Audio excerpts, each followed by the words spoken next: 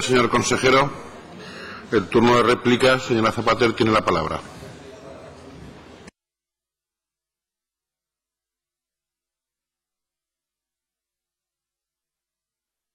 Gracias, presidente. Lo que sí que es verdad es que cuando alguien apuesta por algo, se ve.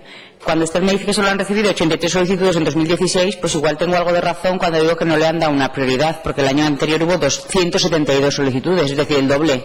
Pero claro, si al final no se hace una buena publicidad y no se informa a la ciudadanía de las opciones que tienen, y vuelvo a decirle, creo que es un programa súper interesante.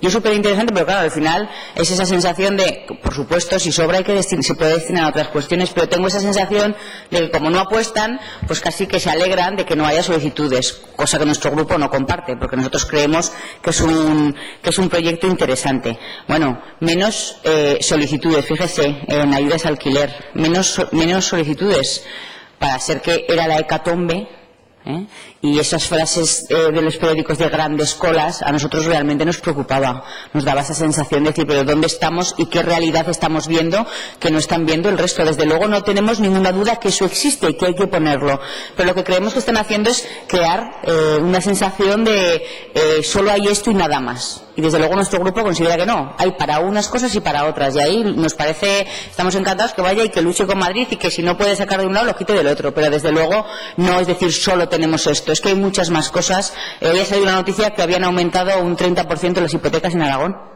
y de eso no se habla. ¿Sabe? Es que al final no solo es que el Gobierno de Aragón quiera tener las viviendas de los bancos, sino que hay otras muchas más políticas en vivienda que podrían hacerse y que realmente consideramos que su departamento no los está haciendo. Bueno, me he guardado para el final lo de los parques de viviendas.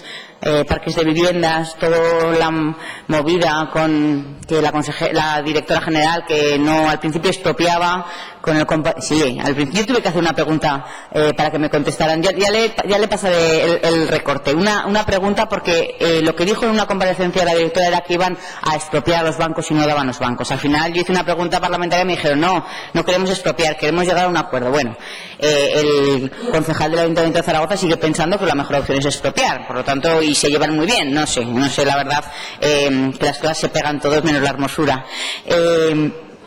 Un decreto ley que no está definido, que como la propia directora general dijo en su día, cojea, hace un mes dijo, sí es verdad, el decreto ley cojea, 5 de los 8 puntos se los tiraron para atrás o le hicieron valorar desde el Estado que realmente podían ser inconstitucionales. Veremos en qué acaba ese tema. Entidades bancarias que no han facilitado pisos, 10 entidades bancarias que no, concretamente además no estuve yo en la comparecencia de la directora general y cuando lo miraba el otro día dije, 10 entidades bancarias que no han facilitado pisos, entre ellas Ibercaja. Curioso y llamativo, ¿no? No hay convenios firmados. Y quieren destinar un parque de viviendas para aquellas personas que destinen el 30% de los ingresos que tienen a la vivienda, y vuelvo a hacerles una pregunta sobre cuántas personas en Aragón destinan el 30% o más de los ingresos a la vivienda y me dicen que no lo saben. Entonces están matando moscas a cañonazos, porque lo único que quieren, como le he dicho antes, es lo de mi casa. Quieren tener esa sensación de control y al final lo que tienen que facilitar es que fluya. Estas ayudas a inquilinos, esas personas que les están dando esos 150 euros al mes, lo están pasando fatal. Y no hace falta que el Gobierno de Aragón tenga esas viviendas. Facilítele el dinero, porque si usted hace la suma, al final no consiste en que nos quedemos con las viviendas, sino que realmente esas personas tengan donde alojarse. Esa obsesión que tienen por tener. Entonces, no hay convenios, entidades bancarias que no han facilitado pisos y que la directora general dijo que se les iba a poner sanción, tampoco sabemos si se va a sancionar a los bancos. Y luego lo de revisar las 2.000 viviendas. También nos preocupa. Porque a mí me gustaría saber al Gobierno de Aragón cuánto le va a suponer revisar más de 2.000 viviendas. Porque es un dinero, es decir, no son trabajadores del Gobierno de Aragón, ya, pero eso vale dinero. Es decir, yo quiero saber a las arcas autonómicas cuánto le supone revisar esas 2.000 viviendas, y luego también si van a invertir. Yo le pregunté en una interpelación aquí si iban a invertir en esas viviendas y usted me dijo que no les iban a encima, no les iban a arreglar las casas a los bancos. Pero realmente, cuando hizo la directora general una intervención, dijo que estaban clasificándolas en aquellas que supongan menos de 7.000 euros de inversión. Entonces yo quiero preguntar si realmente, si son inversiones mínimas, las van a hacer, porque desde luego nosotros no estaremos de acuerdo que ustedes destinen dinero para arreglar los pisos de los bancos.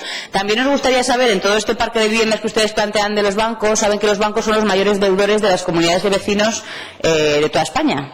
Y quisiéramos saber, en estos acuerdos que van a llegar, si les van a facilitar a las comunidades de vecinos el pago, no de los atrasos, entiendo, pero saber si el Gobierno de Aragón va a hacer a eso que en estos momentos los bancos no están haciendo, que es pagar las derramas y los gastos corrientes de las comunidades de vecinos, que bajo nuestro punto hablaban de 440 millones en toda España, que creemos que también es importante y queremos saber todo esto. Me he quedado corta porque es un tema muy largo y extenso. Nada más y muchas gracias. Gracias, señoría. Para el turno de dúplica.